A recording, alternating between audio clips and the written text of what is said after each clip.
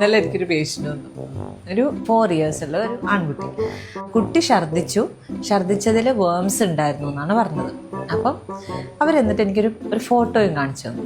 അപ്പം ഞാൻ നോക്കിയപ്പം സാധാരണ അതിൽ കുഞ്ഞുങ്ങൾ ഇൻ കേസ് എങ്ങാനും വയറ്റിലിങ്ങനെ വര ഉണ്ടായിട്ട് വയറ്റിൽ നിന്ന് താഴെ അപ്പി പോകുമ്പോൾ മാത്രമാണ് ഇങ്ങനെ വര പോവാറ്. അതല്ലാണ്ട് വര വന്നു കഴിഞ്ഞാൽ കുട്ടി അവരുടെ ഹിസ്റ്ററി എങ്ങനെയാണെന്ന് വെച്ചാൽ ചുമച്ച് ഛർദ്ദിച്ചപ്പോൾ വര ഉണ്ടായിരുന്നു എന്നാണ് പറഞ്ഞത്. കോംപ്ലിക്കേറ്റഡ് ആയിട്ടുള്ള കേസിൽ മാത്രമാണ് ചുമയ്ക്കുമ്പോൾ വര വരാൻ സാധ്യതയുള്ളൂ. അപ്പം നോക്കുമ്പോഴും വര സാധാരണ നമ്മൾ കണ്ടിരിക്കുന്ന വരകൾ പോലെയല്ല ഇതുണ്ടായിരുന്നു.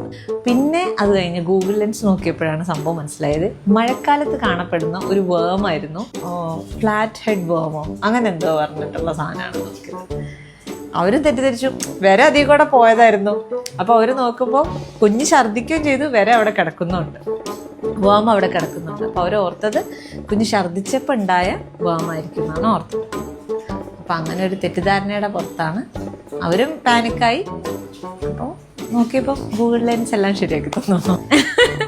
ഗൂഗിൾ ലെൻസ് ഇല്ലായിരുന്നെങ്കിൽ എന്ത് ചെയ്താണ്.